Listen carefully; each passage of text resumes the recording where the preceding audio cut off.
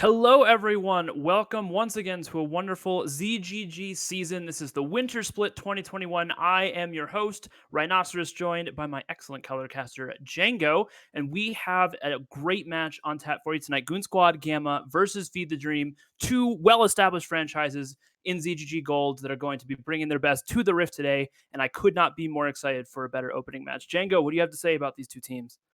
Yeah, well established orgs are slipping up already. It's like nothing has changed whatsoever. Two well established orgs, but the team members on the orgs are very, very different. We can talk a little bit more about that when we get into draft and we have player names up so we don't lose too many people. But we're going to be seeing some new faces to the orgs here, thrown together a little bit last minute, getting all the right players in all the right places. So today's going to be a big test for these teams that we have power ranked fairly similarly, at least their end results that we expect from them. Yeah, I think it should be a pretty balanced match as usual. I'm hoping to see three games. The more League of Legends we can see, the better, as usual. But some familiar names for sure, and then a couple of new faces as well. I mean, Rookdor and Felindor, Solanine are all names that I recognize. Foxy as well, but there are a few new names as well. So I don't know if you have any more information on them or what you expect to see as we get the draft started shortly. Unfortunately, not. I have a little bit of behind the scenes knowledge on a couple of the people over on Feed the Dream. Nothing I can really talk about, just behind the scenes. I've seen some scrims. I was allowed to practice cast some scrims to not get too rusty over the long break. It's good to be back finally. But looks like we're not getting into draft here quite yet, but I think that's just about figured out. So that should start here pretty soon. Talking about the draft, I think junglers are going to be a very, very big key point for both of these teams. So, with jungle being as strong as it is in the meta right now, which champions they get and which champions get banned away could be a very big thing to tell us how this game's going to go. Agreed. AD carries is the other role that I would keep an eye on. I think there are very few ADCs that are truly strong meta picks right now. And with Foxy and Rookter in the fold for both teams, I think there will be heavy focus there as well. Victor, the first ban of the ZGG winter split for gold, is going to come through for Goon Squad. And now we'll have to see what Feed the Dream want to respond with. It looks like it's going to be Nasus. Yep. Expecting weak side top laners, but I could be thrown off the ball there. They're got a couple pocket picks on both sides. Skarner ban away from Lilipug is an interesting one. I expect Lily to be more of a Hecarim style with a bit of, Graves and Lilia splashed in there, but we'll see what happens. There's the Lilia band as well, so two junglers already taken off the board by Goon Squad. Definitely agreeing with me that that matchup could be quite strong. Meanwhile, Feed the Dream targeting the solo laners so far. Arya and Nasus off the board. Two annoying laners. I wouldn't say they're very meta prevalent, but they can be very annoying to deal with and possibly matchup depending could be quite good bans. Yeah, no, I the Nasus one is always interesting to me. I don't feel he's a particularly strong laner, and he definitely has weaknesses, especially in organized team play. But it is something that it's that dude plays a lot, so I do understand the ban. And Sivir is actually going to Wow. be the surprise first pick. Not one of the 80 carries I would consider to be top tier, but a very safe pick in the bot lane. So we'll be able to. I do find this surprising. I would expect this from Yeah. Rookter maybe, but Foxy I saw is a little more aggressive. Yeah, I was about to bring up that same point. We had prepared coming into this game. We expected Foxy to be on the aggressive side in lane and see if it could shut down that more team fight oriented, slow laning style that Rookter and Felindor like to have going in the bot lane. Senna picked up. He did talk to me at length about this pick, so I'm very excited to see what he does. Has been trying out many new builds with the new season, and that is really the biggest fun thing that I am excited to get to cast about again because the items are in such a spot where we have a good idea of what is strong, but what we know is very, very little. And the Seraphine being locked in feels like the first true meta power pick going over to Feed the Dream. Yeah, it's a great flex. Senna Seraphine would make for a very heal heavy bot lane that could be very powerful, but Seraphine also has very few bad matchups in the mid lane. So we can see that moved around. I love this pick here. Evo Wow. Rakan going to pick up his namesake. I think there's very little surprise there for Goon Squad. And now we'll have to see what the jungler priority is. I would say Kane potentially. No, they're going to pivot over to Okay. the Oriana, and with the Rakan, you got a nice ball delivery system set up already. Yeah, I think Oriana's not a bad pickup there from Goon Squad. Good blind, so in case you're not going into the Seraphine, not to mention might just want to throw a couple more jungle pens going into the last, or make Lily pressure, and now Goon Squad get counter picked. So I don't hate the Oriana blind there. Rek'Sai is going to be the answer. Seraphine remains as a flex. Going into round two, Feed the Dream get to continue pounding those solo lane bans. Excuse me, top and jungle are up. Meanwhile, Goon Squad probably going to be looking for an advantageous top matchup with their next two bans. Very good point. I do expect to see that as well. The Malphite gets taken away, a very strong tank in the current meta. Ornn is another one I would look for here. Perhaps the Shen as well. Tamed does play a decent amount of that champion. So perhaps Goon Squad will ban that one away. And we'll see if we end up with a more aggressive matchup. I'm not 100% sure what the top lane meta is going to look like in this league. We know what the pros are doing. There's a lot of aggressive gore drinker champions that have been very, very strong. The Yorick as a ban, maybe against Tamed? No, they're going to switch it over to the Kennen. Okay. Does make a little bit more sense. Wouldn't be something I would expect to see Tamed pull out in this matchup, but it definitely is a possibility. Rek'Sai very strong for Lilypog as well, and the Kale another ban away. Very interesting here. Seems like both teams don't want to have a disadvantageous tank matchup, banning out those champions that can just kind of have a free laning phase and scale up pretty good. Makes me really wonder what they're considering. Feed the Dream, I expect to go for a top lane here to keep their flex hidden. Mhm. I feel like Ornn or Shen, possibly, but they're gonna flex to the Maokai, so a little bit more team fight presence. Now we have to Interesting. remember we've seen AP Maokai support as well. So while That's I fair. do expect this going topside, there is a possibility that they run this as they still kind of have a triple flex comp going here, depending on what the last few picks are. I think Seraphine into Oriana is a fine matchup for the Seraphine if Solanine plays it in the mid lane. I haven't actually checked his match history to see if that's one of the things that he likes to pull out. Jarvan, Oriana. Okay, this is a very solid team fight coming out of Goon Squad already. You just need a top laner. Ooh. Darius blind. No, not blind. Into the Oh, Maokai. If they do believe it is going to be a Maokai top, is a very strong matchup for it's that dude. I would really like to see Tamed for Feed the Dream here pull out a counter pick and make all these flex picks work. I have to I have to say I don't expect it, but R5 here, if they pull out a very nice flex rotation, I would be extremely impressed for week one of our split. There it And is. Maybe is yeah, we're not sure. it's still a triple flex. Literally, Seraphine, It is, Maokai, Pantheon could all be support. The only thing I think is that Maokai can't be mid. That's the yeah. only one that I am positive on. And even then, I don't know that I can be positive on it because it has seen some play at the highest level. But So a to very me, strong flex draft. Sorry, continue your wow. statement. No, I was gonna say. So to me, the Pantheon feels like it's not going mid with this composition. Mhm. Because I feel like you need the Seraphine to do AP damage now with how they've drafted their composition. It's very lacking on AP. They're going to have possibly lethality coming out of the Senna, definitely lethality coming out of the Jin. Rek'Sai will be doing a ton of AD. Maokai's support here with the Imperial Mandate and Seraphine mid feels like the best overall team composition wise, but you always have to take into consideration what are these players comfortable, what are they wanting to do. I have to imagine if this was all massive flex and they pull out these like really insane lane flexes, I will be extremely, extremely impressed and very excited for the rest of the season because this is week one. Very smart. I do expect this Pantheon to be going into Tame's hands in the top side. It's not something he's played a lot of, but it definitely is in his match history. And he has played quite well on it. I think it's very strong into Darius. It's one of the few champions that can actually match him in damage early, which is always difficult to do into a lane bully like Darius.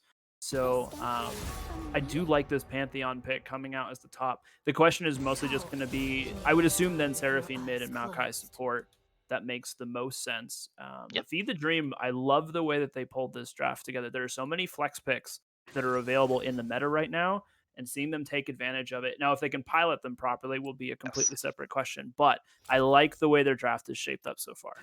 Absolutely, and it almost goes a step further. We were talking a little bit before about how Rookter and Felindor really just want to cruise in the bot lane and not have the action around them. Well, Pantheon Rek'Sai topside into a Darius, that's a matchup you have to pay attention to. Leaves a lot less time for the enemy jungler to be bot side. Very good point. Yeah, and with the Jarvan, who is like that heavy early ganking jungler, both of them are honestly the Rek'Sai is as well. I do expect to see a lot of jungle action early as the champions both fall off, and where they choose to prioritize their attention. I feel like there are good gank targets across the map. You can easily target top lane. Both champions have set up CC for you. Mid lane, you have two immobile mages who, while they're long range, are definitely vulnerable to getting jumped on by a Rek'Sai or a Jarvan. And then bot lane, there's two of them, but even so, there's always ways to get in. So this will be really interesting. I do expect to see a lot more action around top and mid than I would bot lane, but setting up for an exciting beginning to the season after all. Yeah, most definitely. I'm really excited for all the different things that's coming through. I'll be curious if itemization is changing. I do believe, unless I'm mistaken, we are on the 11.2 patch where Gore Drinker got pretty heavily, not obliterated, but nerfed a fair amount. I've even seen the pantheons of the world go Gore Drinker in certain situations. Jarvans and Rek'Sai's definitely been seeing that on them at times. Rek'Sai a little bit less than the Jarvan, but there's a lot of different options for builds here. I'm curious how up to date people are going to be, how flexible they are going away from the Gore Drinker if that's what needs to be done. Another thing to check on builds is that really, depending on where you get your news from, you've either heard too much about this or not enough lately. But the whole Moonstone Staff of Water flowing combination that's been picked up by far too many champions, in my opinion, as Yes. far as being a flexible game. Curious to see if the Seraphine goes for it. I would almost expect it in this composition, but we could have the likes of Oriana and Rakan going for the same sorts of deals. We'll have to see what they decide to go for there, though. That is a very good point. I hadn't considered that. It's kind of been hit or miss as far as I've seen in terms of like it gives you an earlier power spike with your Mhm. two items because they're so much cheaper. There will always be in metas if you can abuse supports, there will always be certain characters who are good at it. So building those cheaper items could be better, but if they really need the AP damage out of the Seraphine, then she may look to go for that Ludens. I'm kind of thinking that she will just for the more damage. But it will depend on how these games go. And I think Darius versus Pantheon is an explosive matchup in the top lane that really could go either way and is very, very snowbally once one of them gets ahead, especially if there's any sort of jungle attention at all. Completely agree. I think one thing we haven't really touched upon, though, is while Feed the Dream have all these nice flex picks and whatnot that they've crafted a good team composition around, one thing you have to say that Goon Squad Gamma definitely have is a lot more scaling here. I mean, the Senna scales fairly nicely, the Seraphine scales fairly nicely, but the Rek'Sai and Pantheon really start to fall off. And while Senna Seraphine have scaling, doesn't feel the same to me as an Oriana Sivir, especially in those burst team fight, right around the dragon, right around the Baron pits. Those fights can be really, really explosive and really, really game changing unless Feed the Dream as a new team can come together and play well, play tight, and really push their advantages when they have them. Yeah, as you said, Feed the Dream has a much harder to pull off team composition. You have so many ways in with the Oriana, Jarvan, Rakan. That's just, easy ball delivery system. You have Darius to run around and clean up the stragglers. I'm wondering if he's going to go Ghost or Teleport. In this particular matchup, I think Ghost is probably the better play. Um, but it's hard to tell because Teleport is definitely more useful for the team as a whole. We'll see what he chooses to go with there, but just kind of straight fairly easy to execute teams fight coming out of Goon Squad, which I think is something that we've seen pretty consistently out of this org over the years. I am really interested in this bot lane. You have two hard scaling ADCs that are crit based, which hasn't been particularly strong since the item changes came through for the new season. So I'm interested to see what those build paths start to look like. I don't believe Senna's going to be going for much Mm, crit in this specific game.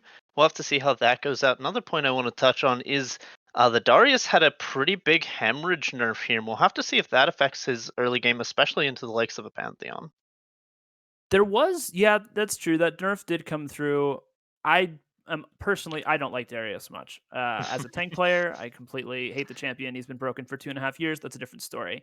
I don't know that this is going to hurt him too bad. It will hurt his early game, though. That Yes, is definitely for sure. And Pantheon having a very strong early game in and of himself means that there's a very good chance that Darius can get snowballed on.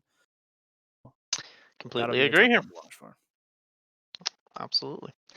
Well, but I think we've covered all the bases we need to cover here. We just pretty much need to wait for spectator delay and get into things. We're very close, about 20 seconds away here from getting loaded onto the game. Of course, there's the 3-minute delay. We'll have to keep an eye on the new items. I apologize in advance for when I screw up item names and ability names. It's gonna happen. There's just too much new stuff. I've been doing my best to keep up, but not always super easy. All right, it looks like we are about finished with the spectator delay, and we will begin to load in for game one of the ZGG Gold 2021 Winter Split between Goon Squad Gamma and Feed the Dream.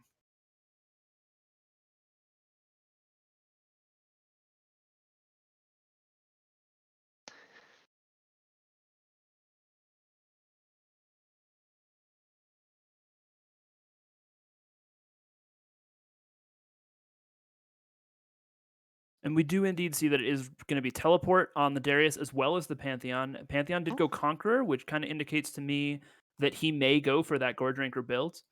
Um, Oftentimes, lane Pantheon will take Eclipse and Ignite in order to kind of abuse that early damage that he has, as he usually gets outscaled by the time 20-25 minutes rolls around. So we'll have to see if that is the case for this one. Teams are about to load onto the Rift here as we get started with this first game. Um, Over for Goon Squad Gaming, we have It's That Dude in the top lane playing Darius, Evo Snyderman in the jungle, Shangu mid lane, Foxy on ADC, and Evo Rakan playing support.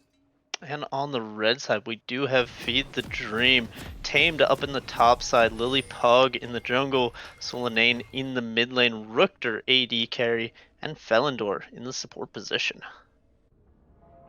Teams are now loaded out onto the Rift. We have starting items in inventory, and we'll have to see whether there's going to be invade. It sure looks like Goon Squad is making a push. They want to move through this mid lane. Is the Rek'Sai going to move up enough to see them? And she will. So it looks like that invade is going to be denied, and they're going to spread out to a 5-point from 30 both seconds sides. until No the early ring actions. spawn. Not going to be getting a cheeky start off to their split. GSG stopped in their tracks for now. Need to be careful not to abbreviate their name too much, as we do have two Goon Squad Mm. orgs here. One in Ionium, one... Oh, Shango. Late invade, the root comes down. Solanine gets that off with the empowered E. Flash is going to have to come forward for Chicken, but it's too late. And Lilypog with the flash forward is going to get an early first blood onto the Rek'Sai. That is so good for the early game for this very powerful early game champion. Absolutely abusing the vision right there was Solanane, who just came in from the side where Shangu was just stepped too far back in the bush, couldn't see around the corner. Do have Snyder's gonna clear out the ward that was placed, so we'll know. Oh, but okay. Ward for ward, and a kill to Feed the Dream. Definitely an early game advantage, and Lilypog is not who you want to see it going on if you are Goon Squad.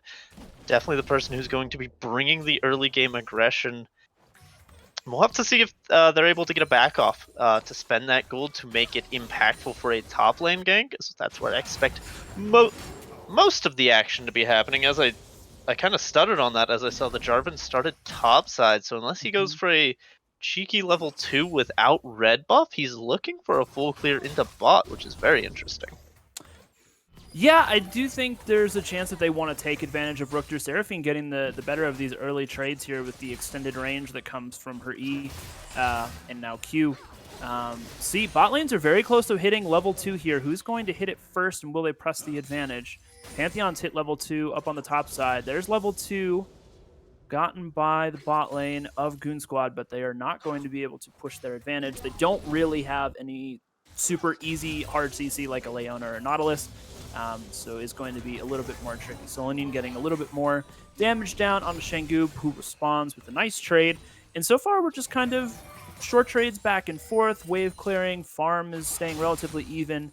We'll have to see. Now, jungler, here we go. Here's where things might get interesting. Rek'Sai is getting collapsed on, is going to have to tunnel over the wall as Goon Squad's bot lane was able to come up and spot that out.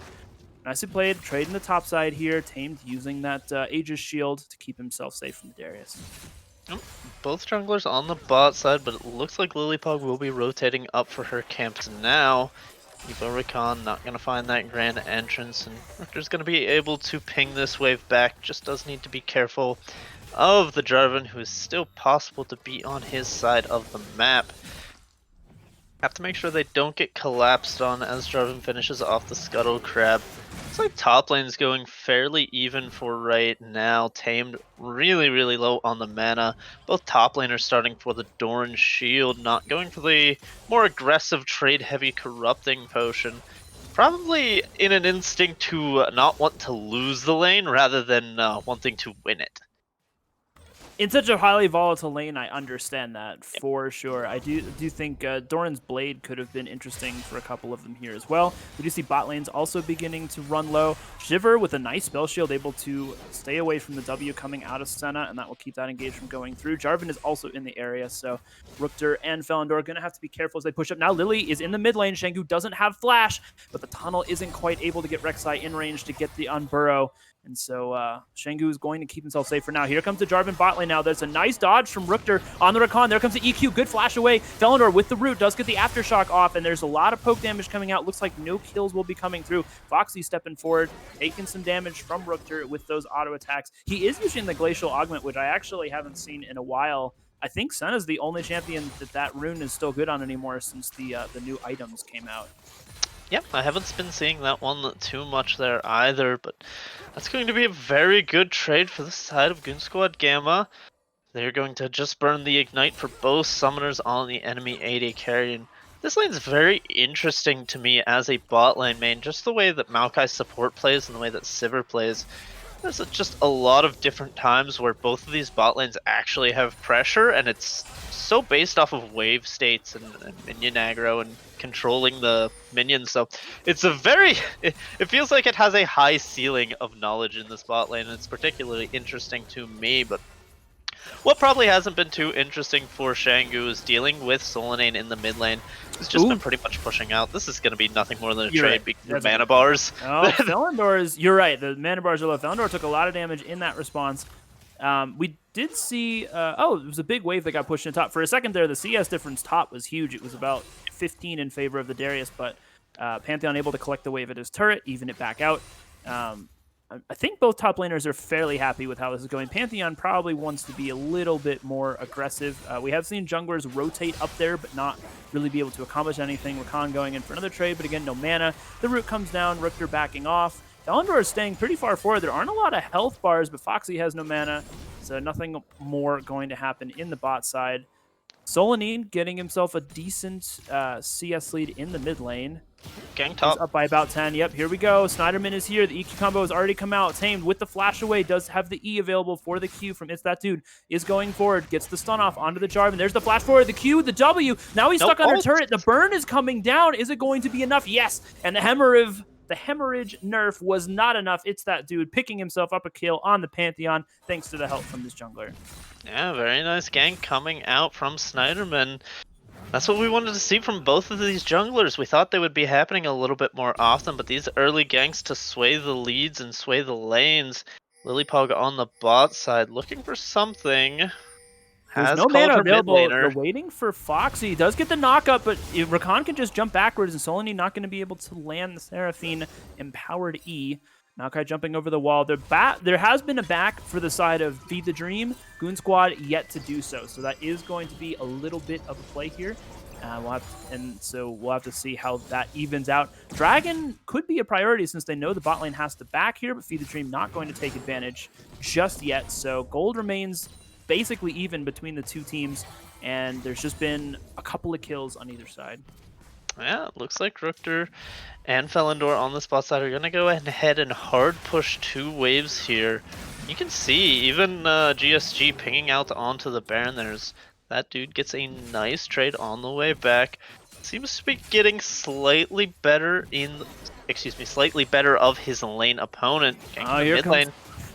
an extra gank there, but a good flash from Solanine is going to keep him safe. A nice roam up from Evo Rakan. Now Lily is here, is getting some damage onto the Rakan in the mid lane. Beat drop not going to land from Solanine. And looks like everybody's going to be walking away. Now Dragon may be the priority. Foxy is going to get found by a root. There comes a root. The flash forward from Maokai. He gets the root down. A lot of damage onto Foxy. He has the flash. The exhaust comes out. And he is going to be able to get himself to safety. However, that should mean Dragon control goes over to Feed the Dream. We'll have to see. Snyderman is now here. Foxy at low HP, but chugging a potion. Is also fairly low on mana, but can still drop the ultimate to at least give his team some usefulness in these team fights. And is going to be able to clear the wave. It looks like a lot of poke coming out from this Maokai already. Does just have the AP. Started with the Amplifying Tome to give himself a little bit of extra damage. We see Senna starting with the Tear, and here comes the teleport from the Darius. Now they're going to have to back away. Lily, it's that dude coming in a little bit ghosted from the TP. Rookter is here as well. This may be an advantage. There we go. The Charm comes out from the Seraphine. They land on the Darius, and they blow him up instantly. Even though the ultimate is good, the Senna ult over the top is plenty, and Feed the Dream is destroying this fight. Now here comes the ultimate. Grasping Roots out from the Maokai. Here comes the Pantheon ult in. Good block from Foxy is going to keep him from dying to the Pantheon Spear, but overall a 3-for-0 and the Dragon to Feed the Dream. Oh my, Goon Squad Gamma did not want to give up that dragon, but they really should have. They thought the Darius teleport would be enough, but the fact that both their Sivir and Orianna just had no mana and no half HP, I should say, was really just the crux that they died on. That and the fact that, you know, they just didn't have the resources to go for that. I felt like that was a pretty bad play. But they tried to push their limits, and it's going to end up hurting them. Tame able to ult down into that one, pick up a kill for himself. Meanwhile, Darius expended the teleport for nothing. Means that lane's going to come a lot more to an even state, and Tamed will have a TP advantage when that one comes up. Something to note is the Orianna does have teleport advantage in the mid lane, but the Seraphine just has so much wave control early. That double Q just constantly pushes the wave. It is very obnoxious to deal with. Indeed. CS leads are fairly close, though. The kills Victor are really might the be only in thing. trouble. Here comes, Evo Rakan popping the ultimate. Doesn't have the W up just yet as Shengu is making a nice roam down, but Evo Rakan getting really low. Senna doing a lot of damage. He jumps back in. Good flash away from Rookter to avoid the shockwave. Here comes the EQ in. They are knocking up Falindor, and he's going to die. So in the end, they commit 4 members bot lane. They are able to get 1, as well as some summoners at the cost of a few ultimates of their own. Yeah, they're able to pick up 1 there. Felindor and Rookter felt like they could turn that. They just don't have the burst.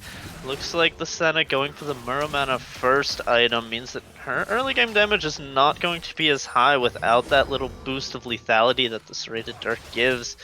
Noon Quiver on the Sivir is a lot more damage efficient at this point in the game. We'll have to see if that ends up shaping the bot lane even more. Both these AD carries running very low on mana at all times just shows how much they are trading in this bot lane, though.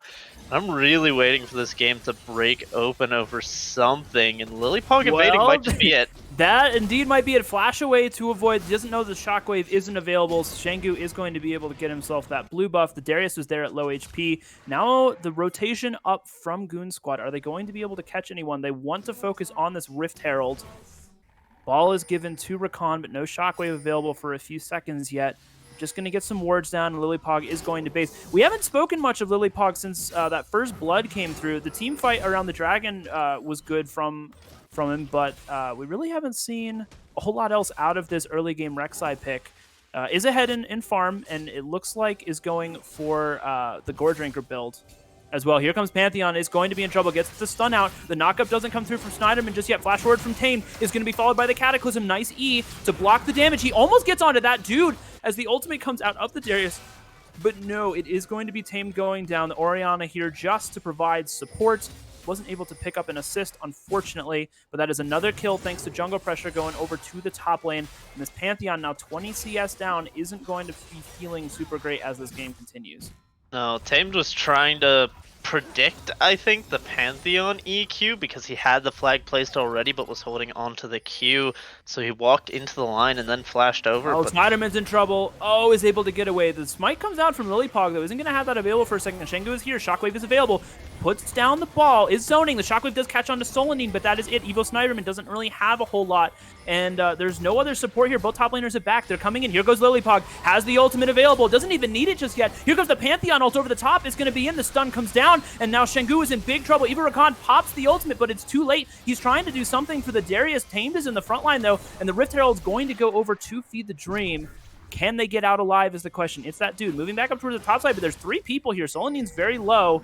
Flash is available on the Darius, isn't looking for it. There's the engage. Now more damage. Here comes Lilipog. Foxy's here as well. Has popped the On the Hunt. Here comes the ult. The Senna ult over the top. That's a lot of healing. Good knock up on the Battle Dance from Rakan is going to keep everybody safe. And Solanine gets sniped by the Boomerang Blade on the back end. Good play by Foxy to get his team something back from that situation.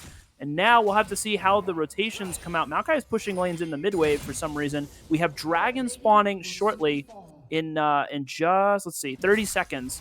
It is a Mountain Drake, so we'll be looking at either Infernal or Cloud Soul. I think you can tell which one both of these teams would want. There's the E. Not a lot of damage coming out. Lilipog still top lane. Still has the ultimate as well. Not choosing to dive under the turret just yet, as there is a Dragon spawning shortly. You'll be able to get there back, down bot side relatively quickly with that empowered recall.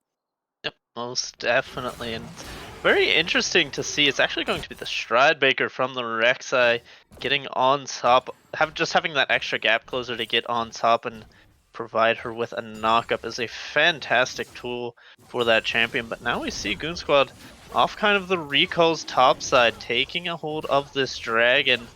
If Feed the Dream get here in time, they're gonna fight for it, but I just don't think they have the tempo. They're gonna be losing that dragon out.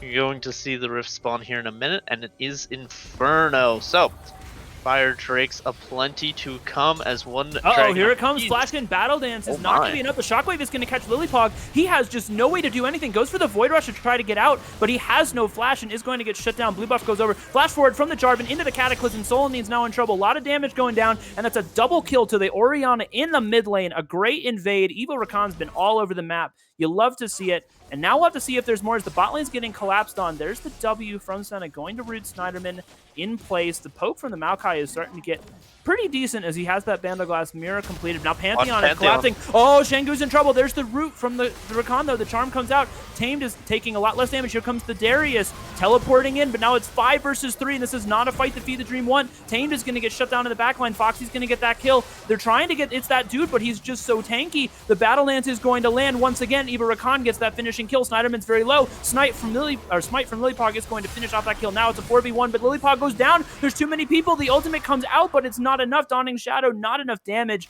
4 people are going to walk away as Goon Squad take themselves the lead. Goon Squad very, very happy with the outcome of that invade. A little bit greedy from Feed the Dream to stick around for so long. Tried to get the pinch off with the Pantheon coming down, but just weren't able to execute on it fast enough.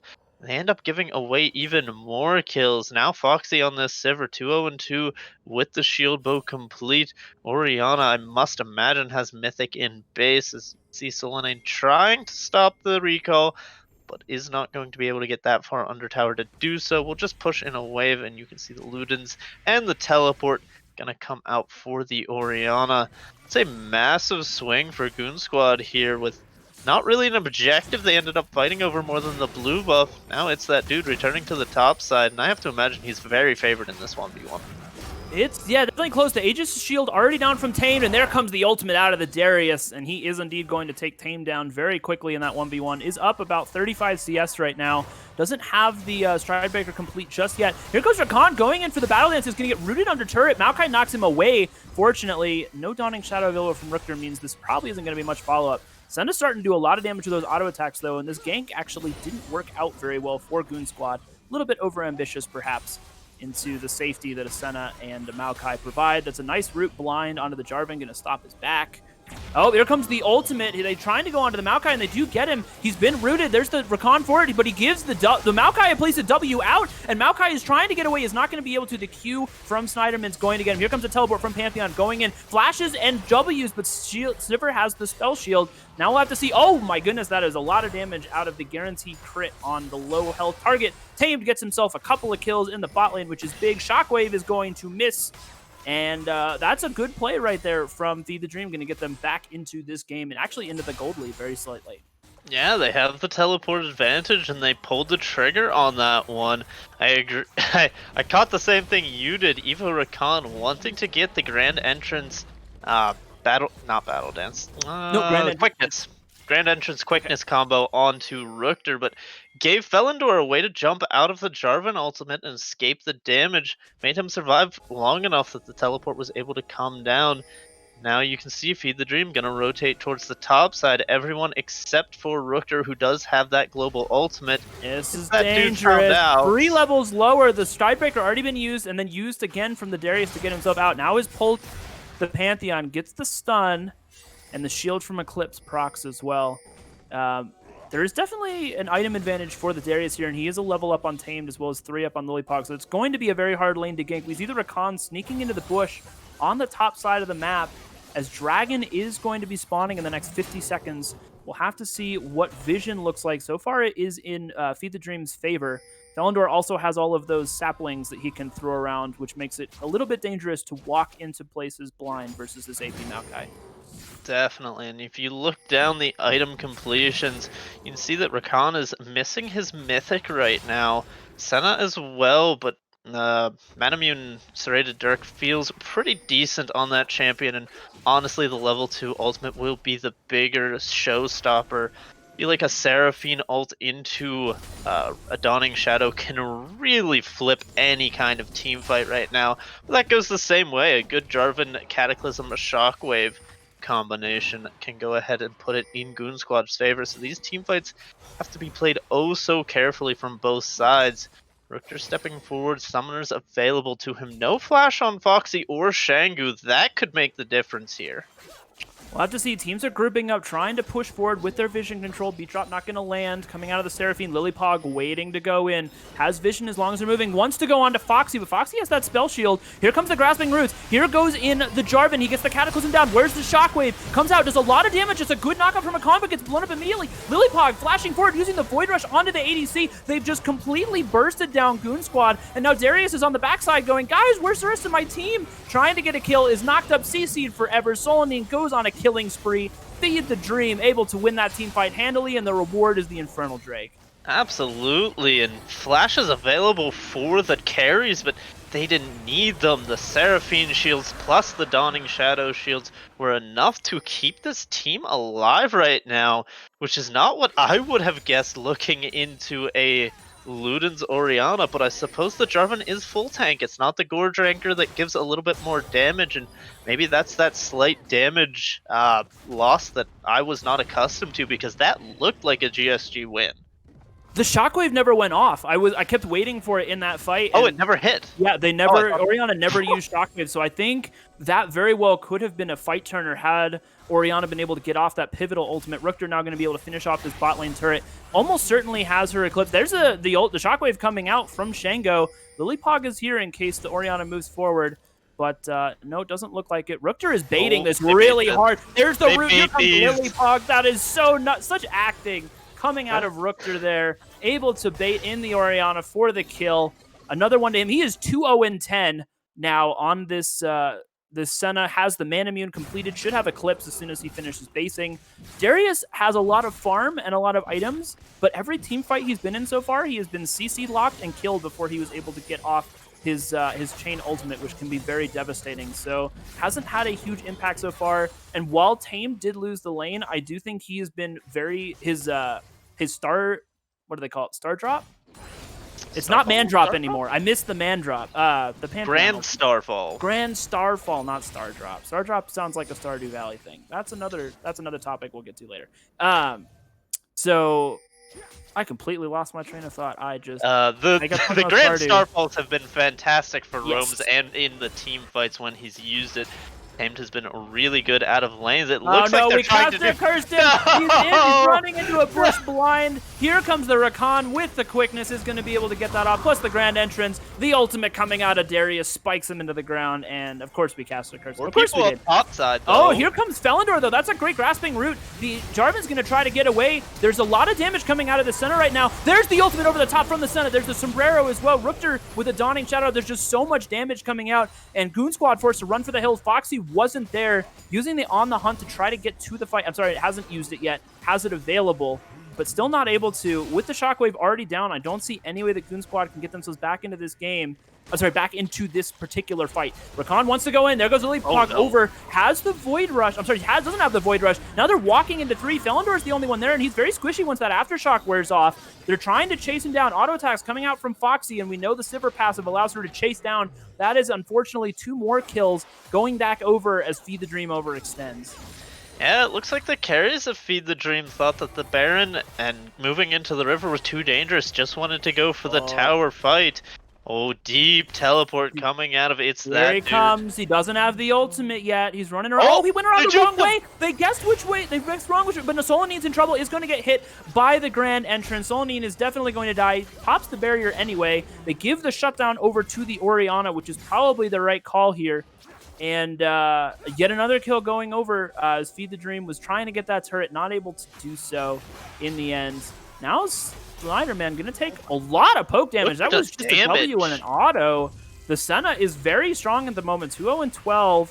Has a lot of gold in her pockets. The Executioner calling finished. Pantheon just trying to poke down. Here comes the Senna. Doesn't look like anything else is going to happen. Shockwave is back available for Shengu. We'll have to keep an eye on that one. Does have the Rakan potentially. Evo Rakan has been very quick to jump into any fight he believes is even possible to win. So we'll have to keep an eye out. Overall, gold is about 2K in favor of Feed the Dream right now. We have Dragon spawning in a minute's time.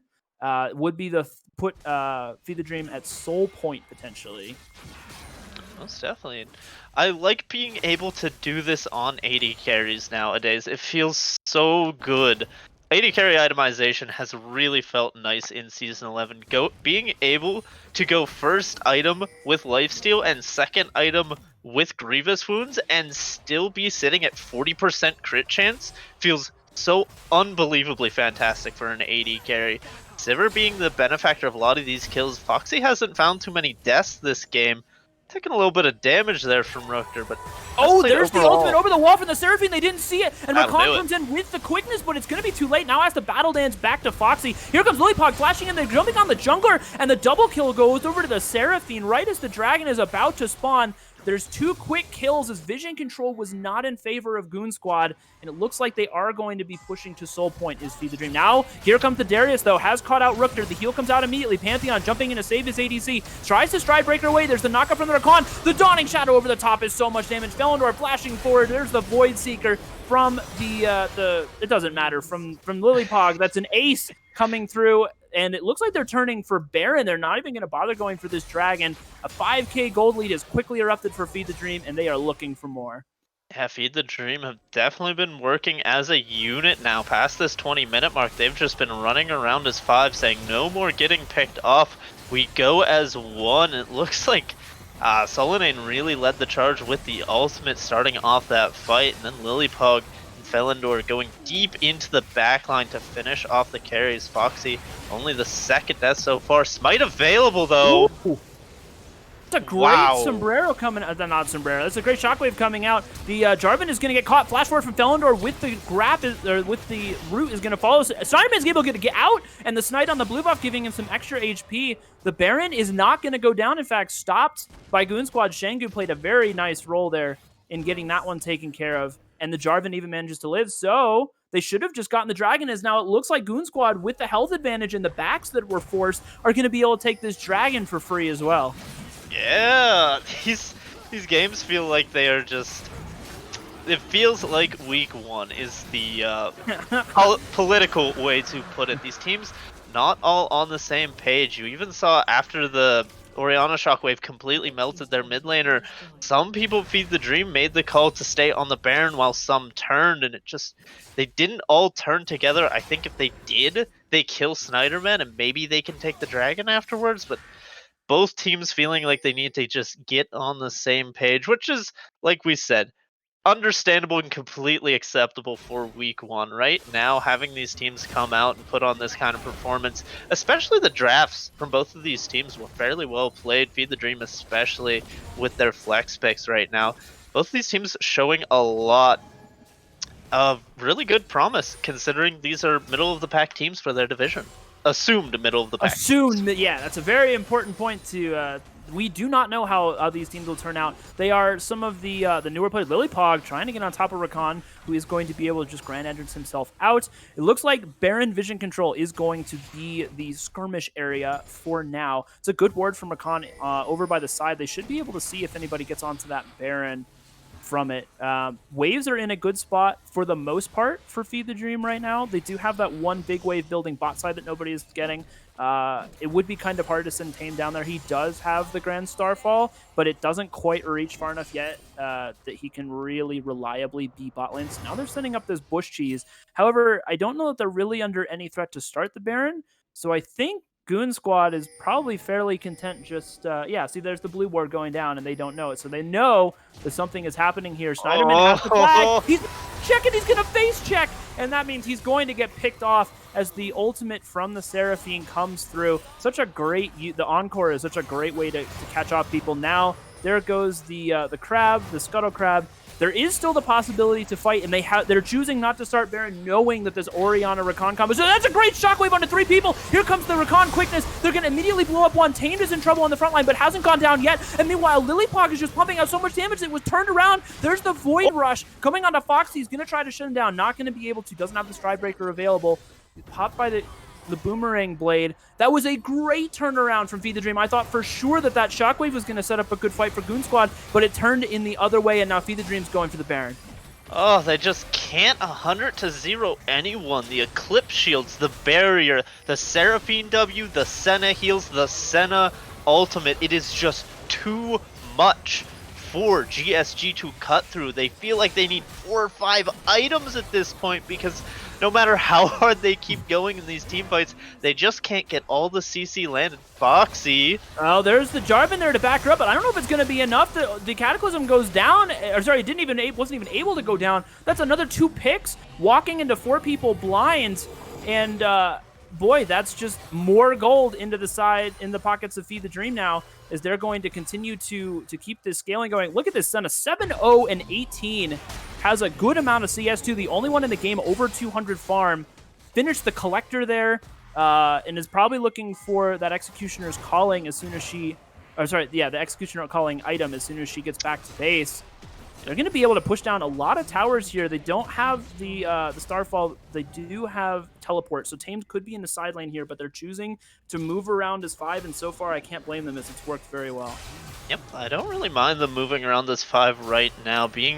Setting up these split pushes is going to be a little bit hard for these teams who, as 5 players, might have only been playing together for 3 weeks, possibly less. So being on the same page, being grouped as 5 with how well team fights have been going, it can definitely not be knocked. It feels like Feed the Dream not going to go for the killing blow right now. It looks like they're going to use this Baron, push in a couple waves. If they get a fight, they'll take it, but if not, looks like they're just willing to go back and grab that Infernal Drake that is spawning in 45 seconds. So far, it's really worked out well for them, just letting... Oh, there's a root on Snyderman. He's going to try to jump out. Oh, he does manage to. Dawning Shadow's available. Here comes over the top. And Rookter goes legendary with the snipe on the Senna. Jungler goes down 30 seconds before Dragon. This is all but in Feed the Dream's hands right now, unless something crazy were to happen. It's that dude looking for something, but not able to get on top of either of the carries. With this Darius, not having Ghost is kind of hurting him right now. Shengu's hiding around the corner, really wants another Shockwave. He's had a couple of nice ones. This is a fed Orianna. There's a chance that he can blow someone up. But so far, it looks like not going to happen. Foxy able to get the spell shield down on the root from Rookter. They're trying to take this inhib as the cannon minion is just poking at it from the side. They do manage to get that inhibitor. Now, Dragon spawning in 1 second. They're going to back off. Now, the Jarvan is respawning in 2 seconds. If they can slow this down, if Goon Squad can slow this down at all, they have a chance to potentially take this one. But the vision control is just so strong right now for Feed the Dream throughout this jungle. They're going to have to face check. There's so much damage. I feel like this Infernal is almost guaranteed to go over to V3. Absolutely. Honestly, if I was Feed the Dream, I would be sitting in that bush they just pink warded, just having Lily solo it out, seeing if they can get another face check. But GSG wised up regardless. They said, you know what? It is not the soul, it is not the straw that will break the camel's back. We will fight for that in 5 minutes. We will not fight for it right now. But before that possible final dragon fight, there's going to be a Baron in 3 minutes. And I don't expect a lot of action, but maybe I should with how these teams have been playing. They seem to really like to push up and get vision in between these objectives, and both teams are more than willing to fight over vision at this point in the game. Absolutely, as should be the case. Vision at this point is the most important part. It's the difference between picking and getting picked. They are going to give that red buff over to Rukter. I would like to see, let's see, how many souls is he sitting? He's at 123 souls. Holy cow, that Senna is so fed right now. Has the collector, has also finished, oh wow, is going to get that, just as I was going to say, is finished the shield item, which I can't remember, the Edge of Night. No, Edge of Night. Spell Shield. Yeah, Spell Shield. Immediately gets popped by Shengu, who does have a potion ticking right now. Is very strong. This Orianna can do a lot of damage and is going to need to burst out one of the carries if Goon Squad is going to get themselves a fight win during this game. Now, Baron has run out, so there is no more Baron available. For the side of Feed the Dream. It will spawn in the next minute 50 seconds or so. So for now, it should just be getting your waves pushed. Bot lane is going to push automatically. They're feeding all of this farm into the Darius, which I find interesting. I think, yeah, Sivir is the better choice. They bring Foxy down here. Darius does need to get himself to that level 16 point. Having that zero mana cost on the ultimate is a nice power spike for him. But he really has not been able to have too much effect in these team fights. Either the flank has been too late, or he's just blown up thanks to all of the damage and shielding coming out of the enemy side. Oh, absolutely. I really can appreciate, by the way, Felindor in this game, who just realizes what's happening. Let me tell you, as a support, Knight's Vow really does not feel great to build right now, but he understands that his carries need to survive, and that's all that matters. They can pump out the damage on the back half of the fight as long as they survive the initial burst. So he goes for the item, and oh yeah, Rukter is he's got a little bit of range right now. Doesn't even have a rapid fire cannon, won't this game, but he sure doesn't need it. He's almost outranging that tower. Just crazy how hard Senna scales with all of these souls. I see now why they prioritized this, what I would consider to be off-meta pick, so highly. It has worked out really nicely. He's just, look at that. He can actually poke without taking tower damage. That is so crazy. The Pantheon was forced to flash in the top side, tamed. A little bit scared of that Darius. I do think he can actually win those trades if he's able to commit for it. If he can block the the Q, the Darius Q with his own E, then he has a very good chance. That's a nice route. Coming out of the very surprising. Okay, they're going to back off. I was getting really, really worried for Feed the Dream because Baron is spawning just now, and they were pushed up there, giving GSG the opportunity to fight. There's vision in the bush. There comes the ultimate. It's a beautiful ultimate coming out of this Orion, but doesn't instantly kill anybody, and that's the problem. Rukter, meanwhile, is going to go legendary with the Dawning Shadow over the top. Everybody is still alive from Oh my goodness! Who is down. Everybody, the Darius is trying to do his best, but he's just getting focused so hard. And that's 4 dead. They can just end the game now. The shockwave was so good from the Orianna, but it didn't instantly kill. Solanine was able to get off the Zanyas. Rukter able to get off the Dawning Shadow, and that's just so much. Foxy now going to get jumped on by Tamed, who is relatively tanky. They're going to finish off the inhibitor, and it looks like Feed the Dream, who has not been together for a particularly long time, is going to take their first game of the winter split, and that will push us to a game 2. They have a 1-0 lead.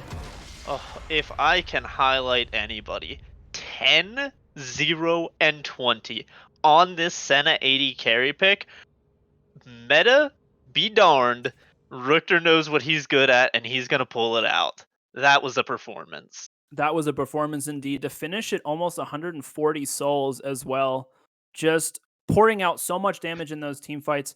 I have not been able to see the damage charts. I'm going to go ahead and look up those real quick. In classic Game 1 fashion, my game just crashed. Yeah, I had the same problem. Yeah, the Senna tops the damage charts at 30,000.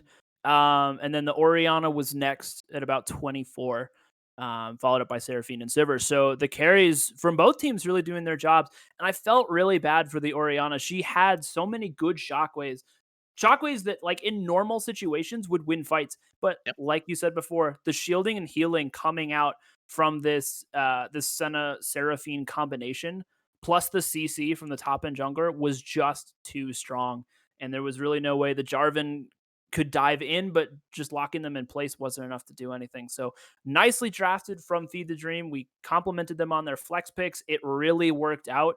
I thought the Seraphine and the Maokai both looked very comfortable. Tamed had a really nice game, even though his laning phase was a little bit rough. Um, so overall, I think a very strong game one, and with a few adaptations to draft for both sides in game two, it should be just as interesting. Absolutely. I think there's going to be a fair amount of adaptations. I don't think we're going to see Seraphine and Senna. I don't know if they'll both get banned.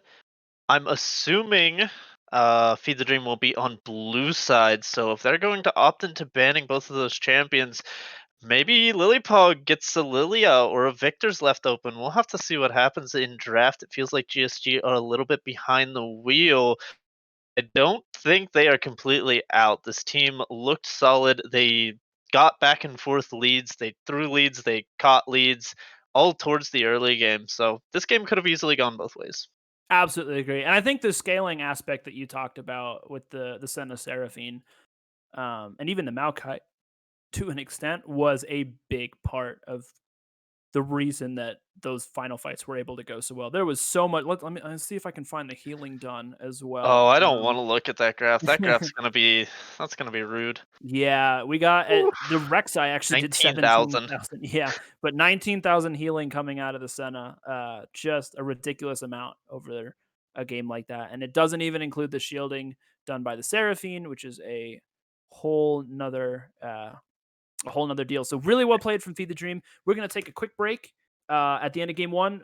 Feed the Dream able to take a 1-0 victory. Can Goon Squad bring it to a game three? Only time will tell. We'll find out in a couple minutes. Don't go anywhere.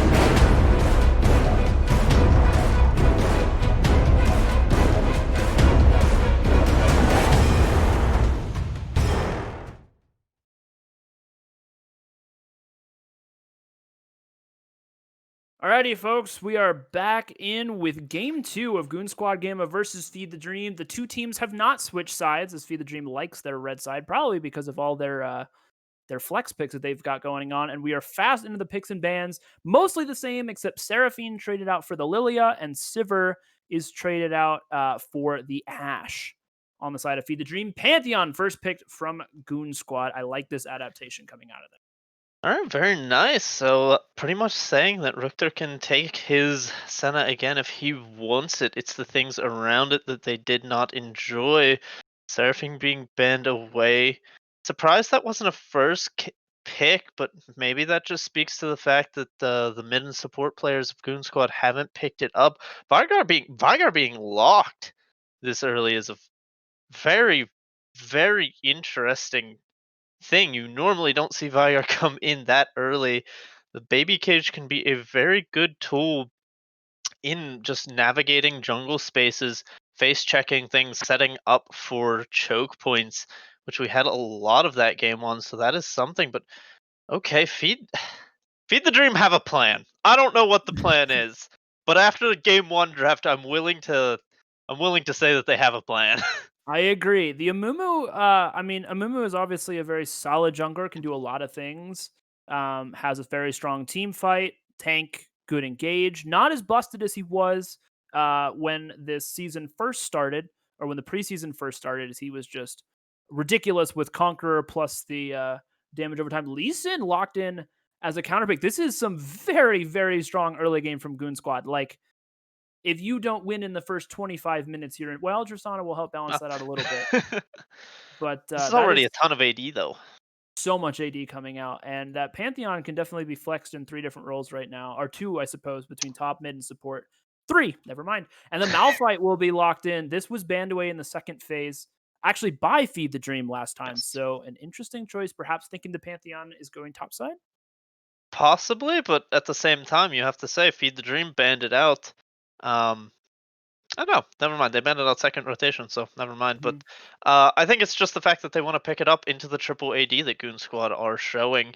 Even if the mid laner goes AP here, they can kind of push this away, and I would not be unsatisfied if I just saw a complete flip and go ahead and ban the Orianna. But no, gonna target the support pool pretty hard. Don't want to give that Tristana. That's two mid lane bans from Goon Squad. I mean, they don't think this Vigar is going mid lane. That's a very it's possible. I mean, if they have done their scouting, I think Feed the Tree might have tried to do another flex and Goon Squad called him on it this time. That's very, very Never mind. That's Pike. Yeah, that's definitely a Pike. Well, I would assume it's a Pike support, but to be I honest, I can't guarantee anything with Feed the Dream right now. They have been really good at boy, the zone control from this roster right now. yeah, right. Vigar and Mumu Pike. There's just if they don't want you engaging, you're not going to be able to engage. So see what Goon Squad has to come out with. Cho'Gath into the Malphite is a pretty good matchup. He has max HP damage on his Void Spikes, which are pretty easy to proc onto Malphite. So he should do pretty well in that matchup. That is a favored one for It's That Dude. Although actually they banned it out, I believe, Yes. last round as well. So a little bit interesting. And Zoe coming out for the mid lane. Um, I have no idea how that she blinks, right? So that interaction with Vigar Cage is actually fine. I do kind of Yeah, like this but as a she counter kind to of just Vigar. gets pulled right back in. Well, if she jumps out of the cage, she comes back in. But I'm saying that Yes, if he puts the cage down, and literally unless she blinks into it, correct. um, oh, this is a Vigar bot lane. Oh, and now the Syndra's coming out mid. This is Now we so got it. AP heavy. This is so AP heavy coming out of Feed the Dream into a Cho'Gath, who is quite happy to build magic resistance. It also looks like that is a Pantheon support, will be confirmed, which I feel like is a pretty good matchup into Pike Yes, as yes, it well. is. No. Yeah, okay, so getting back to the bottom of these Vigar bottom lane. I mean, realistically, it could be Vigar or Syndra. Um, True. don't technically know until things get locked in.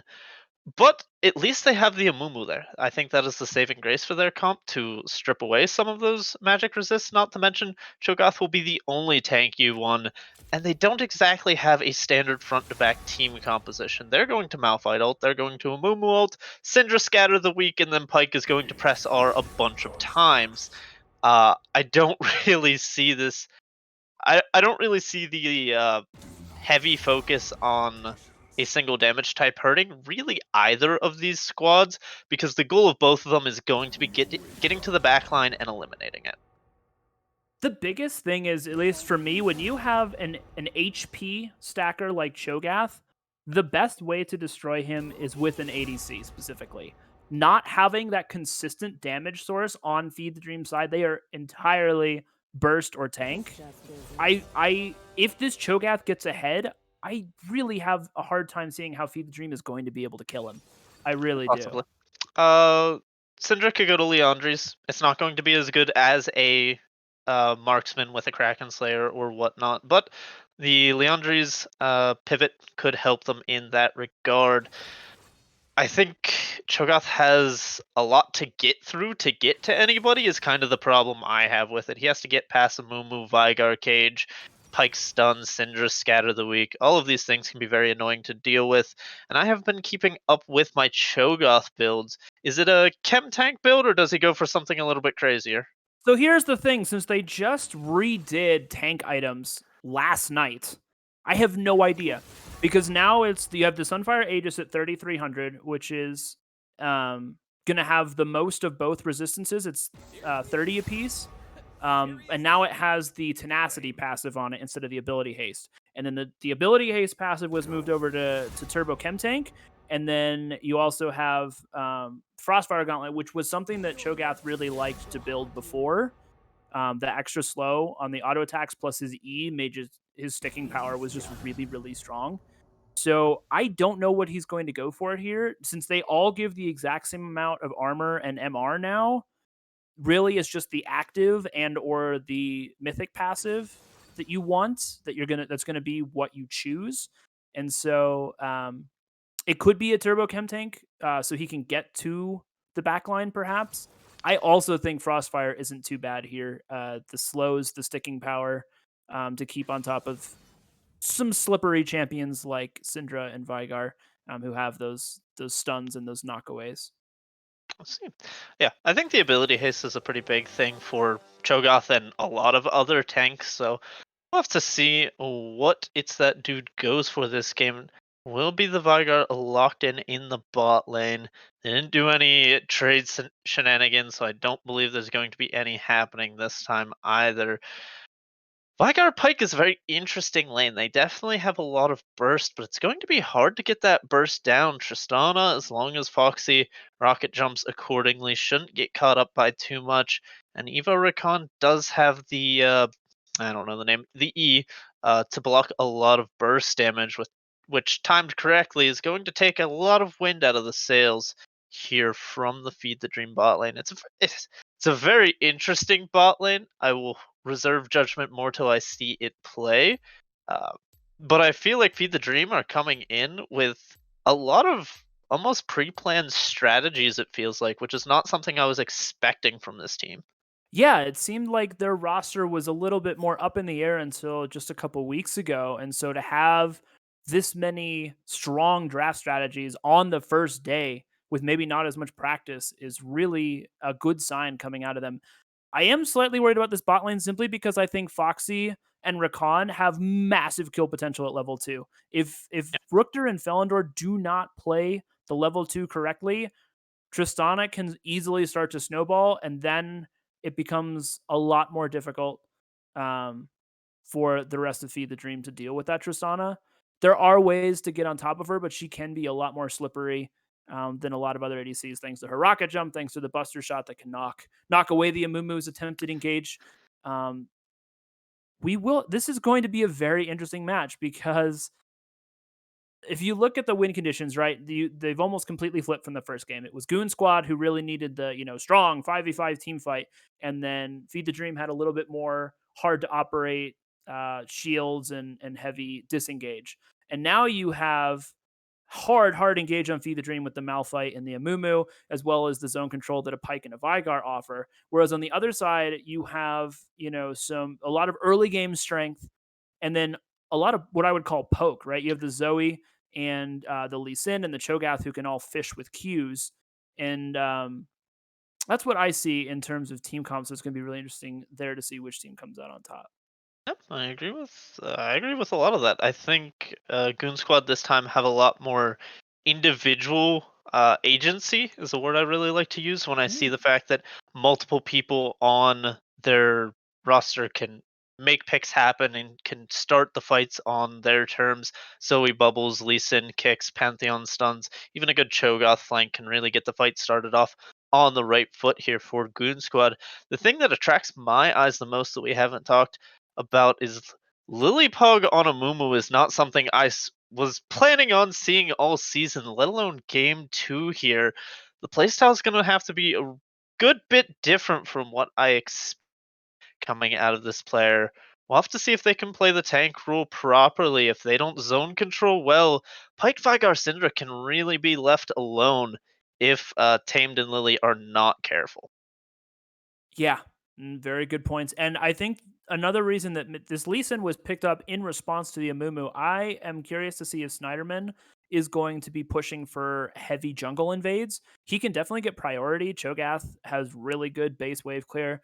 Zoe versus Syndra is a little bit trickier. Depends on how Syndra uses her Qs in lane, whether she's more focused on farming or poking. But I think that the 1v1 Lee Sin versus Amumu early is something that Snyderman's going to be looking to take advantage of. And I think he kind of has to if for this Yes. Lee Sin pick to really pay off. Completely agree. Um, I wish I paid more attention to the Zoe changes in the patch notes. There were a lot of words. I know they changed some of the drops on her W, Yeah. because sometimes that will be the determinant whether she gets lane priority over this mid lane counterpart in the Syndra. Both mid laners opting for cleanse in this match. Actually, all four carries Wow. running flash cleanse. I mean, I don't hate to see it. Oh, we're right in the game. Yeah, that was an incredibly fast loading screen. We will have to see if it becomes useful. So the changes to Zoe, she can no longer pick up redemption from her W. Yes, which is a change that I think everybody and their mother who doesn't play Zoe is very happy to see because it's kind of dumb for her to be able it can affect other lanes with the super long range plus the healing plus the wave clear. Very, very strong item. So she can pick up other things like Stride Breaker and Prowler's Claw and some of the other like weird active items. And that's basically the big changes Okay. that they added. Some of the newer items. Here's a late invade topside. Now Malphite isn't there yet. They are kind of 5 pointing, but Malphite is sitting Oh, towards the bush in near the red buff. So they're going to this is invade and not interesting. find anyone. Now they're roaming around the top side. This could be, let's see. So they're not going to find the Malphite. And I don't think Feed the Dream has any idea that they're here. They come around either side of the red buff. There's a good bit of vision coming down. Malphite will see them as soon Here as they we exit this go. bush. Malphite, is he paying attention? They're Oh! walking in. There they are. There's going to be found. No, Syndra's stepping too Solomon? close. She's going to get knocked up by the Cho'Gath. First blood over to It's That Dude in the top lane. An assist goes to everyone on the team. And that is why you need to stand in that top bush as a What? top laner. You need to make sure that you can see. Actually, not even in that bush. You should stand just outside of that bush so when they walk up the river, you can find them and make sure that that doesn't happen so your mid laner doesn't flame you. So first blood over to the Cho'Gath. He's able to back. He gets himself some boots and a control ward. He is sitting pretty for this lane. Okay.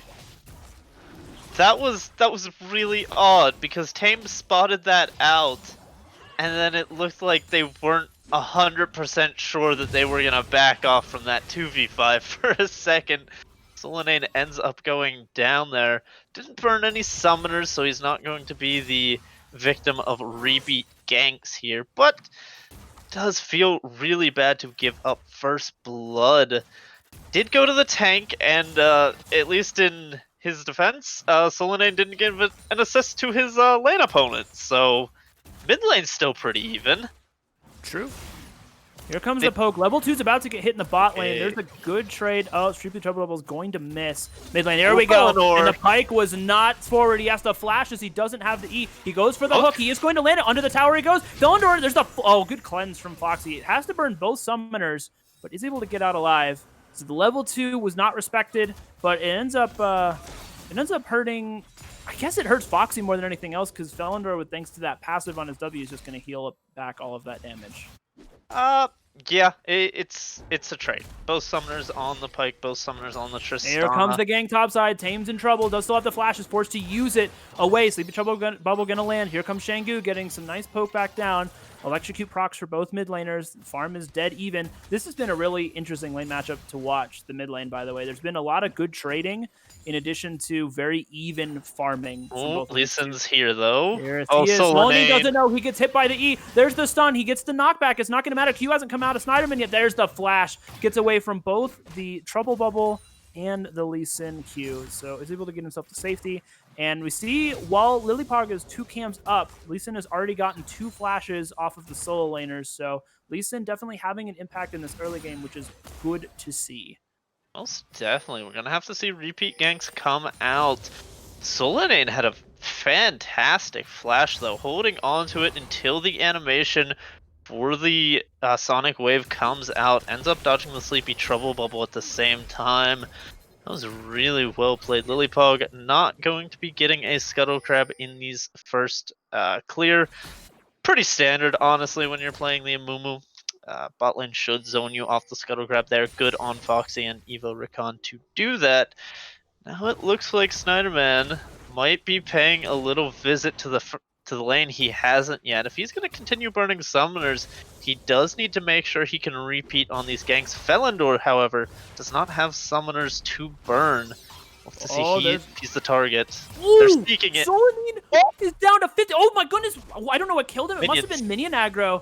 But a solo kill for the Zoe in the mid lane. I had no idea the burst damage that was about to come out there as that Trouble Bubble landed. Tamed also taking a lot of damage. It's Dark Harvest on the Cho'Gath, which I did not notice to start with.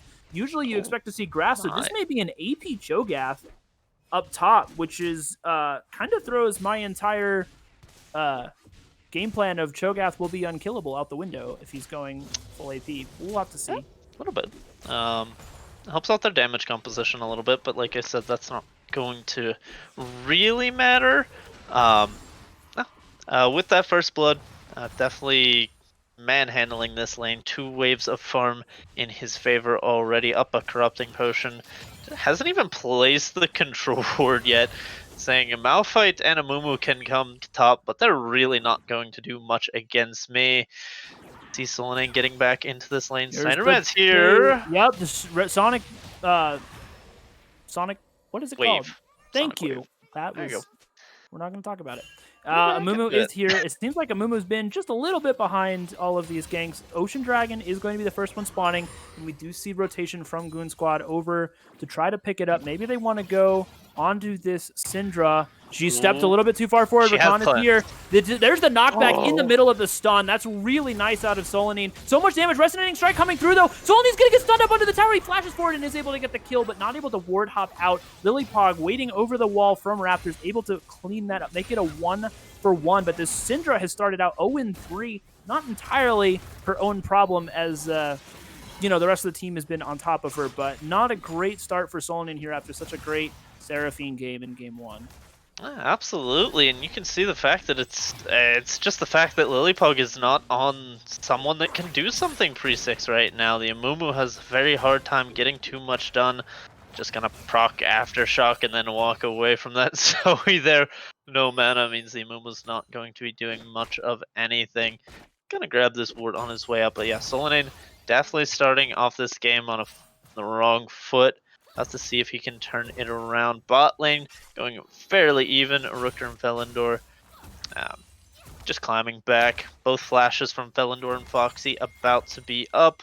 Rooker going for the scaling in the tier first. Seems he really likes this item, whether he's playing an AP mage or a caster AD carry.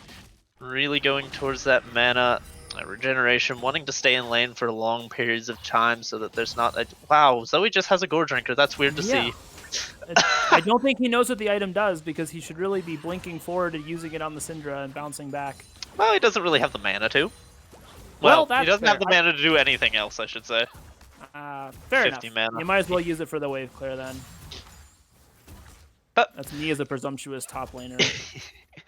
Gonna go ahead and back here. Solanane might be able to freeze the wave on him, however, which would be really good if he's able to do... No, he just cleared the whole thing. Never mind. It's fine. We're Uh, LCS. We don't freeze here. We just push. Man, Tame's Tamed is gonna take really a not bad having a trade good here. time. Yeah. Oh, that Early Merc definitely feels Treads, I rough. still have no idea. I think it is going to be Tank Cho'Gath. I don't understand the Dark Harvest then, personally. We'll have to see. I'm very curious about what's gonna happen. Solanane gets Electrocute procced here. Lilypog has hit level 6, so sticking into the jungle, farming up the camps, does mean that they have that Curse of the Sad Mummy available. We're gonna have Oh, to see gank where the bot first gank lane. goes. Here we go. Shengu does throw out an attempt in the mid lane.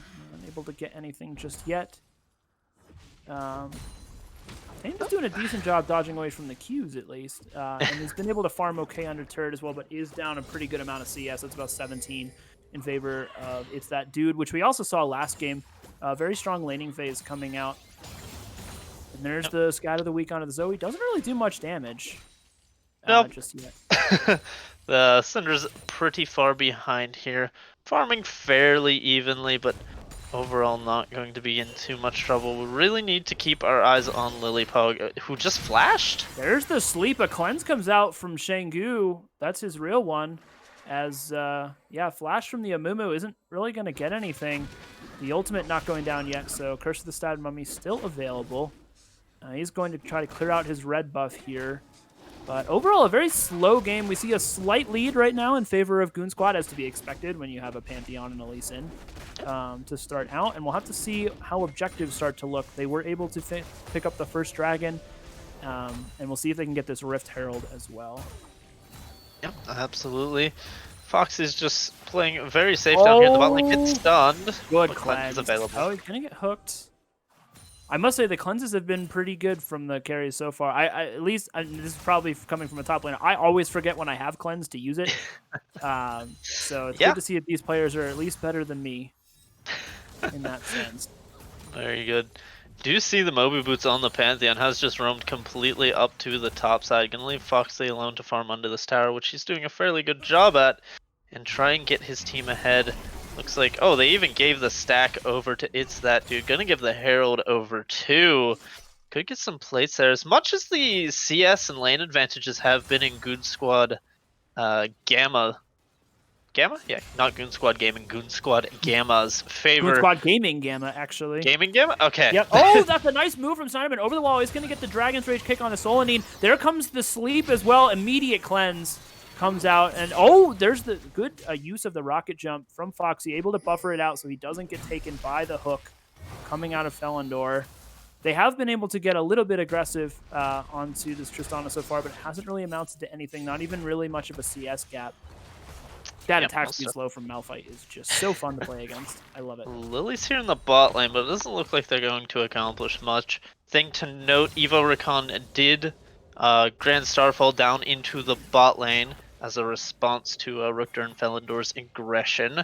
So that one's not going to be on the table for GSG currently. So we see just Snyderman pretty much walk wherever he wants to, make plays where he can. Oh, Foxy's in trouble. The ultimate's available. There's the hook into the wall. I've never seen that combo before. That is so clean. I love it.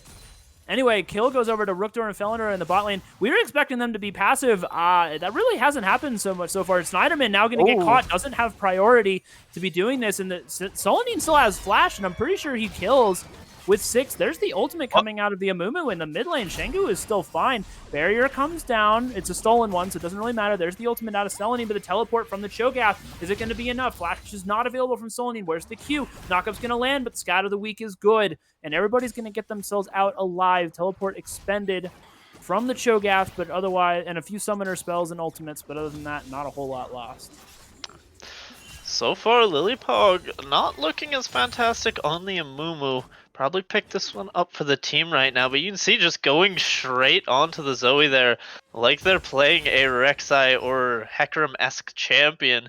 Just not quite having the damage to go ahead and solo out the mid laner in that situation.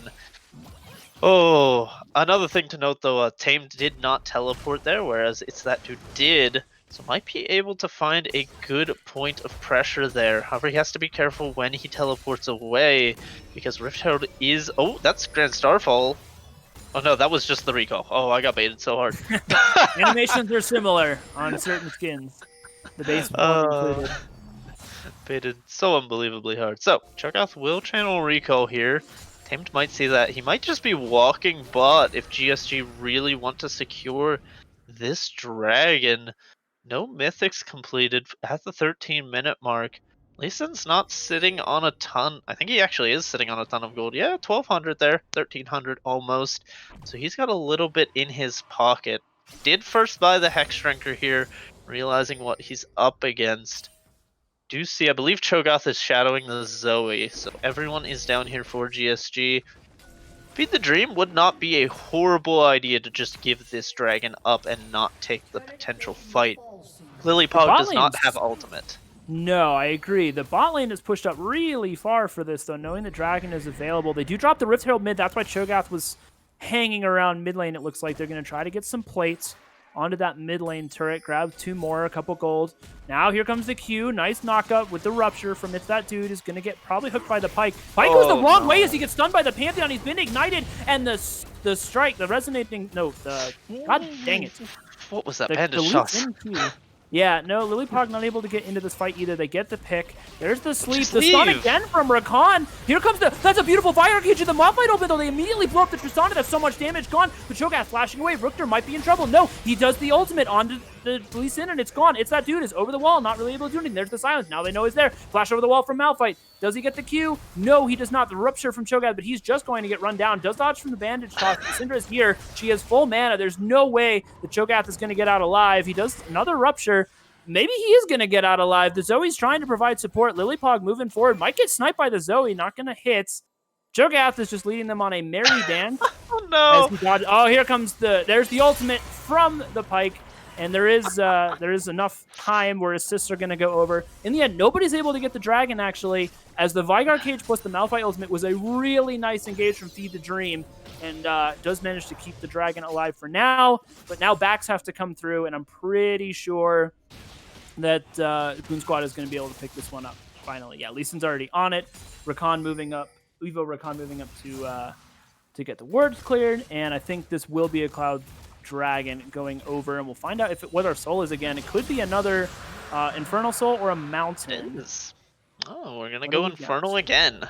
Nice. More damage. Always gotta love more damage. That fight, I mean, it went in Feed the Dream. Oh, Evo Rakan's gonna kick himself for that one, not fully checking the bush.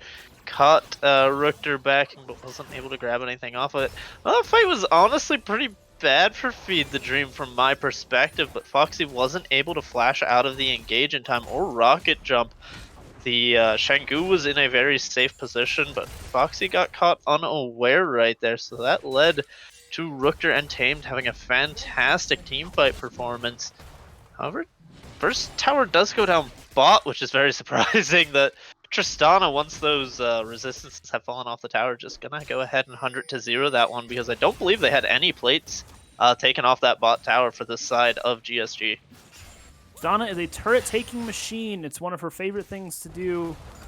Being able to use that the satchel charge on turrets is very big for her pushing potential.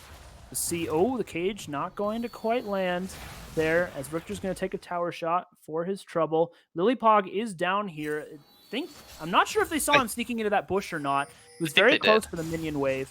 And we do see that the Tristana has already backed, has managed to purchase her first item. She is going Immortal Shield Bow this game, trying to survive the burst that is coming out from the Vector, and the Syndra and the Vygar. Most definitely. You have to wonder if that, I don't know, that's interesting. I guess with the rocket jump it makes a pretty big difference, and the Gale Force did just get a hefty nerf, the cooldown. Solanine under a lot of pressure. There's a flash from Rakan, instant cleanse coming out from Solanine. Again, these guys are so much better than I am at that skill. It amazes me. It's been used very nicely from, I think, 3 of the 4. Sonic Wave gonna connect, and the bandage toss going to miss. At least when it misses, it makes a party noise in that skin. I like it. Oh, no. True. Now that Lee Sin's in trouble. There's the ultimate. Oh, he didn't quite take the damage. The Hex Drinker, huge for Snyderman there, as the shield pop is able to keep him safe from the Vygar ultimate burst. and the Lee's able to get himself out alive. So Rookter moving forward. Just so much damage out of this Vigar already. Is going to get slept. Lilypog going to step forward and protect his bot laner. I wanted to say mid laner, but he's not a mid laner this game. Now Malphite is here for emotional support as well, as he sits in the bush waiting to see if he can use that unstoppable force onto a juicy target. I think they're going to have to give this wave here. So, nice. Solony's going to get a great stun onto the Zoe, and he's just going to get popped. Lilypog there. My. Oh, good cleanse flash from Foxy. He's going to get her away from both the Curse of the Sad Mummy and the Unstoppable Force coming out of the Malphite. They are going to lose the turret. There goes the Sonic Wave. Here goes Sideman. He gets the kick, but it's onto the tank. It's not who he wants. He's going to get pulled into the wall. Once again, that combo working great. The Ignite goes down into Lilypog. He's low, but not going to be enough. The ultimate comes out of the Pike, and Rakan goes down. 3 kills in total, plus the turret in the mid lane. Feed the Dream is pushing themselves back into the lead once again. Yeah, Feed the Dream really starting to come alive in this mid game. Rookter's cages have been really pivotal, and honestly, Solanane playing a lot better now that he has grouped up with his team.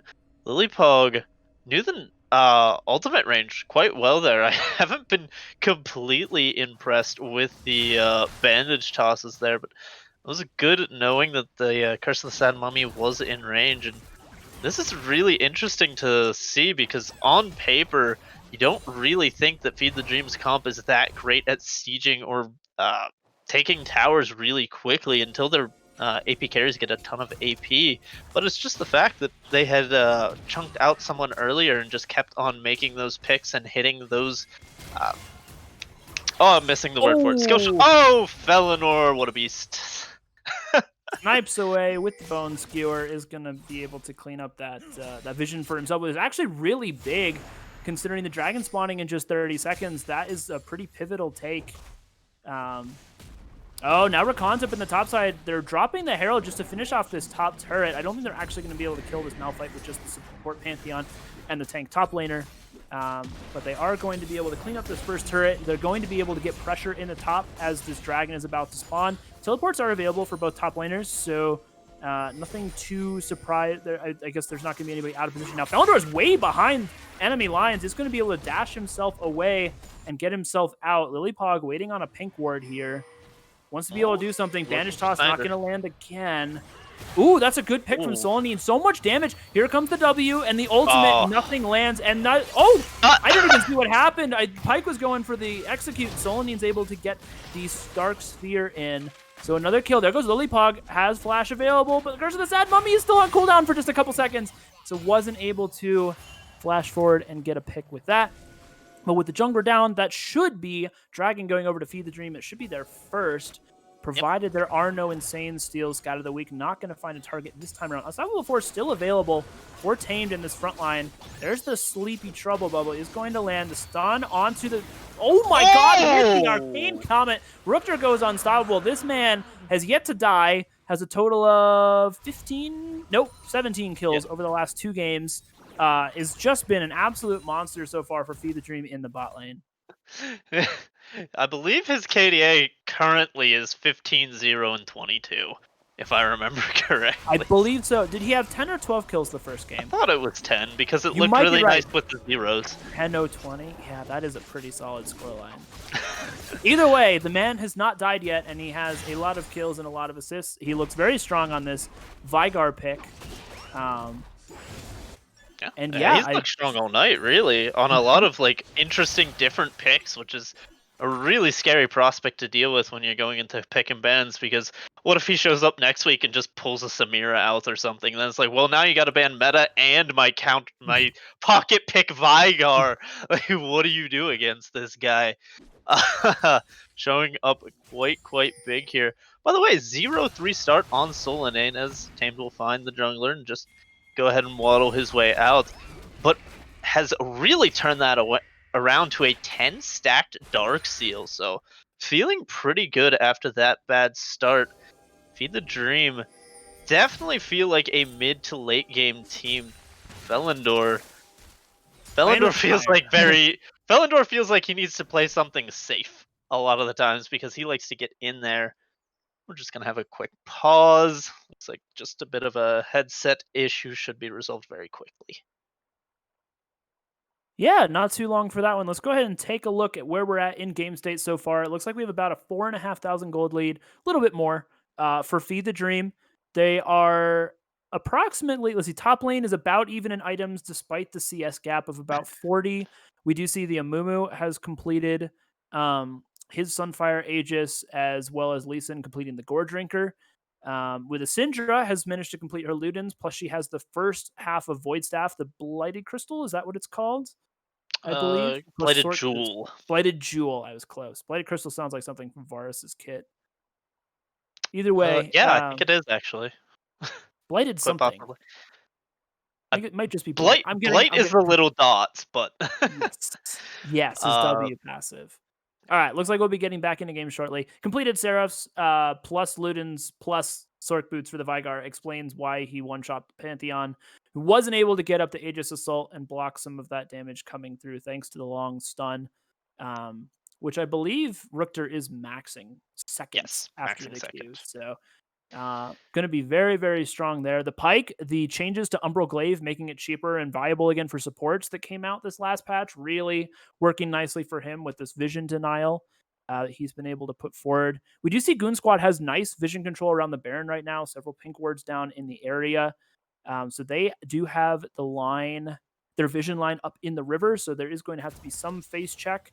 But at the same time, I feel like adds Feed the Dream, you're not super scared of it yet. Here he goes. Oh, he wants to get the kickoff. Felindor just going to dash the other way. The flash forward. Rukter was backing. He's trying to go in. He puts down the cage. Now Snyderman. Oh, he barely gets caught by the edge. Here comes the hook. They're trying to get the Tristana. There's a nice move. Pantheon goes in, but he gets blown up immediately as Rukter is dominating. He's been ignited, but it doesn't matter. The cage is coming up again.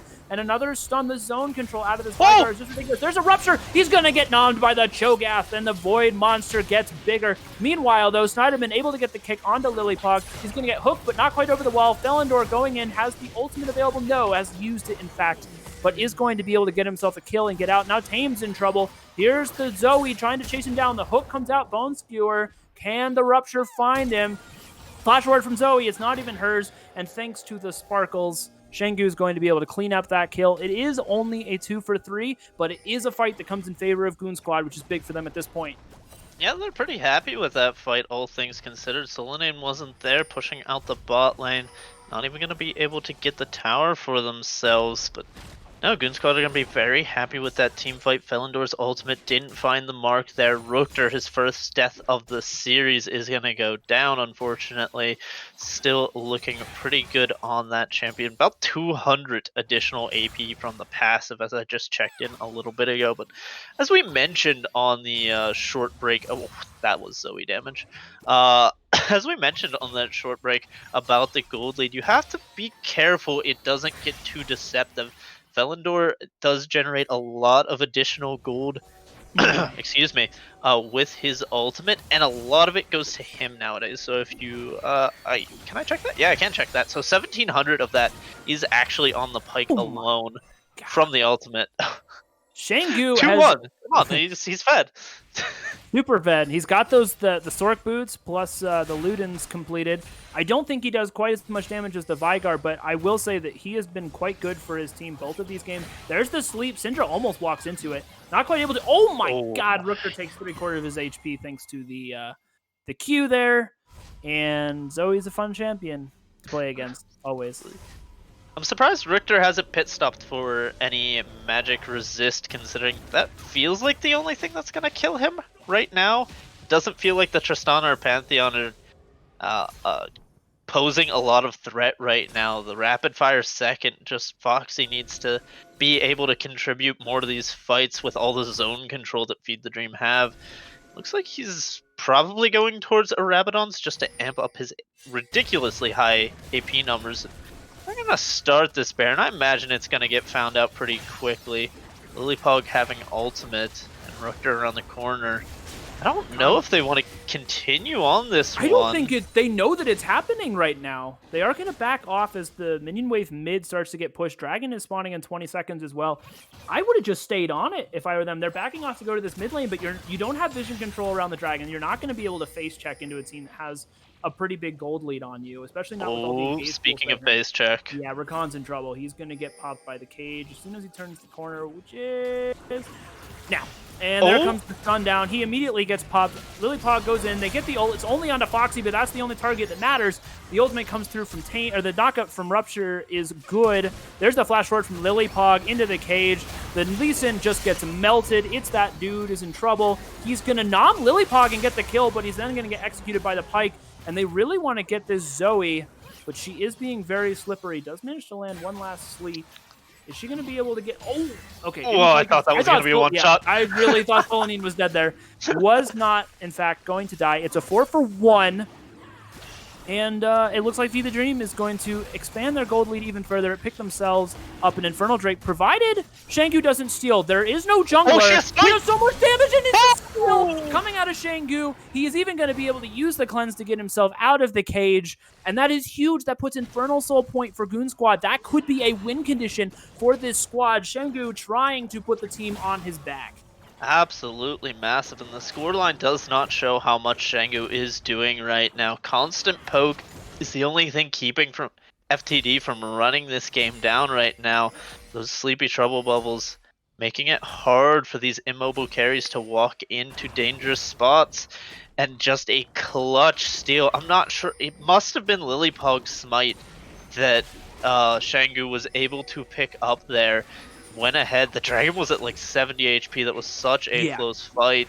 I was about to start going on about how a 4-stack Infernal Dragon Vigar sounds absolutely nutty, but we're gonna have to wait a little bit longer to get to something like that, as Dragon Soul Point for Goon Squad Gaming Gamma off the back of an fantastic steal, and now they're back to the same lane state where they have control over the Baron pit currently, and we're gonna have to see what Feed the Dream's plan really is. It feels like they want to push the folds a little bit right now. Darkseal upgraded to a Magi Soul Stealer. Rabadon's completed for Rookter. They really want to fight right now. Maybe Tame doesn't want this one in particular, though. I don't think so. He's going to flash as the Pantheon ultimate comes over the top. He does have the ultimate available still, so I would have preferred to use that first. Oh no, Lily.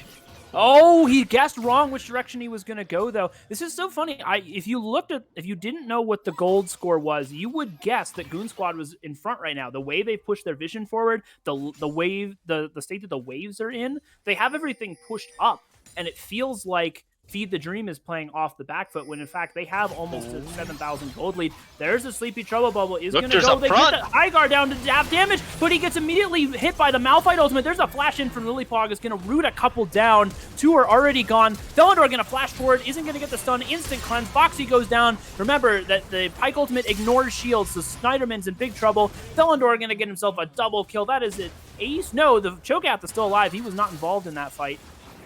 And he is able to walk himself out at full HP. Now, he has Flash and he has the ultimate. Yep. This is definitely a possibility that he could get this steal. There is one character on the team that can do it, but it's going down so low, he just has no way in. Syndra is playing Gatekeeper. He's trying to get there, but no, the Vigar is going to clean it up. Baron goes over to Feed the Dream. This is a spot that they're really happy with. Last time Feed the Dream got the Baron buff, it felt like that's when they really got in control of the game. They grouped up as 5, they took these inner tower lines down so that GSG couldn't play to the river vision that they're so good at, and then they backed off, took dragons, took only secure fights, and choked GSG out of game 1. If I can see this 2 games back-to-back from this squad, that's an exceptionally solid late-game skill that some teams struggle with in the later weeks. To do this right now, I would be very impressed with FTD. I'll have to see how they close this one out. It should be, it feels like for right now that it would be very difficult for Goon Squad to get back into this. You have a Lee Sin, who really doesn't do all that much now that we're 30 minutes in. You have an 0-6 Pantheon, who really doesn't feel like he does that much 30 minutes in. You're kind of heavily relying on your Zoe being able to get a solid pick, your Tristana to eventually get enough items. She's a full item behind the Vigar right now, so it was going to take a while for her to get enough items to be super useful, and your Cho'Gath to eventually just become an unkillable tank. Maybe a nice kick from Snyderman. He's done pretty decent so far being able to get in, but the Vicar cage just makes it so difficult. Wow, that is three-quarters of Foxy Oh! damage. Victor just pops in a Q. Bye-bye AD carry. And the push continues from Feed the Dream. The pick potential with this is just so strong. The scatter the weeks out of Solanine has just been insane over the last several minutes, not to mention the hook from Felindor, which lands onto Zoe. There's the Malphite Unstoppable Force and the ultimate over the top. Another clean pick, and I think this is the game. Feed the Dream looking to take this one 2-0. See, the inhibitor falls mid. They have a minion wave. The wave, they continue to push forward. We have ultimates on the Amumu still, as well as the Pike hasn't run out yet. Rooker does get hit by that Sonic Wave. Not going to land anything yet. Puts up the cage just in case. They're still poking down. Nexus turret number 1 is going to fall. And Rooker running away from the rupture. He's just moving forward now. He knows he does so much damage. Once the engage tools are gone from GSG, he's not afraid at all. Rupture's going to land just a little bit of a slow and damage. They continue to push forward. Other lanes are not really in a good spot. Rooker is going to land the stun on it. It's that dude. He's going to take so much damage. Felindor goes in. Meanwhile, Solanine in the backline is ulted out to Tristana again. She is now 0-7 on this game. Solanine's being chased down by the Lee Sin, but it doesn't matter. He's going to get popped. Another one goes down as Zoe gets the kill. And Feed the Dream is going to clean up a perfect 2-0 with another clean victory, pulling out 2 very impressive drafts and starting off the season 1-0. Feed the Dream. So fantastic to see them swinging on such high cylinders here at the beginning.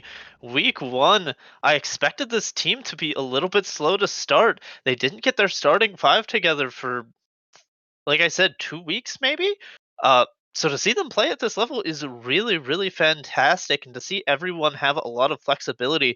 We went from a Pantheon to a Malphite in the top lane, from a Rek'Sai to an Amumu, from a Senna to a Vigar in the AD carry position. Like, this team feels really flexible, and while they still definitely have shot calling things to fix up, they got a couple lane things that they need to fix up.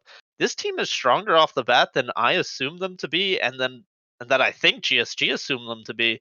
That was really well played.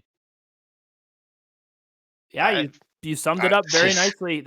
A lot of different draft decisions. They played both meta and off meta very solidly. And Goon Squad, there are 2 different Goon Squads. You have Gamma and you have Sigma. yep. And so Goon Squad has always been a fairly consistently good organization in ZGG. So this is a really nice showing. Feed to Dream also has, typically been one of our playoff teams, or at least been competing for a playoff spot. So to see such a relatively dominating victory coming on the back of their AD carry, or I guess I should just say carry, because apparently he'll play whatever, is really good to see for Feed the Dream. Bodes really well for their playoff hopes as the season continues. Absolutely. And I want to say for GSG's favor, the majority of the early games were in GSG's favor. Just came mid game around, and for some reason, when they were in the lead, they couldn't rotate to things first as a 4 or 5 man group. So they kind of need to figure out that transition period, because they had solid lanes. It's that dude one lane both times. Mhm. Shangu and Snyderman worked really well together on mid ganks. Foxy and Rakan, I was expecting a little bit more aggression out of them, but they also didn't get a ton of jungle attention, so maybe that was an intentional thing, not wanting to go into the picks that Rooker and Felindor were pulling out. That's a possible adaptation they made, but GSG definitely has the tools to become a scary team if they can figure out that mid transition. Yeah, I agree. There were just a couple of times where I felt like, especially the first game, there were some face checks that weren't really necessary. Sometimes when they got picked, where in places they just didn't have vision control, where they needed to be a little bit more careful about the pathing that they chose. And obviously, bonus to Feed the Dream for setting up those kill bushes and being able to capitalize on those picks. But it felt like every time there was an objective coming up, Feed the Dream was picking the jungler, Feed the Dream was picking the support, and that just makes those fights. Even some of the ones where, like in the first game, we had phenomenal shockwaves, or Zoe gets so much damage onto one of the priority targets in the second game, and they just are down to man, so they can never capitalize on it. And that as soon as they can, if they can clean that up just a little bit, I think that will make them definitely a contending team as we move forward. Absolutely. I agree with everything. But FTD 2-0 the first week. That's a fantastic victory for them. Remember, this is a double round robin between 6 teams. So starting off 1-0, you love to see it. You love to be off on the right foot. FTD is a team that I expected to be a really heavy hitter going into playoffs. Starting 1-0, maybe teams need to look at FTD a little bit sooner. Well, they are all vets of the competitive scene, pretty much. So not super surprising to see Feed the Dream not looking super out of sorts, but it is always nice to see a roster gel together so quickly. So Absolutely. finishing up this week one, we do have Feed the Dream taking the 2-0 victory over Goon Squad Gamma. We will be back next week testing another exciting ZGG Gold game. Thank you so much for joining us this evening. Have a wonderful night, everybody.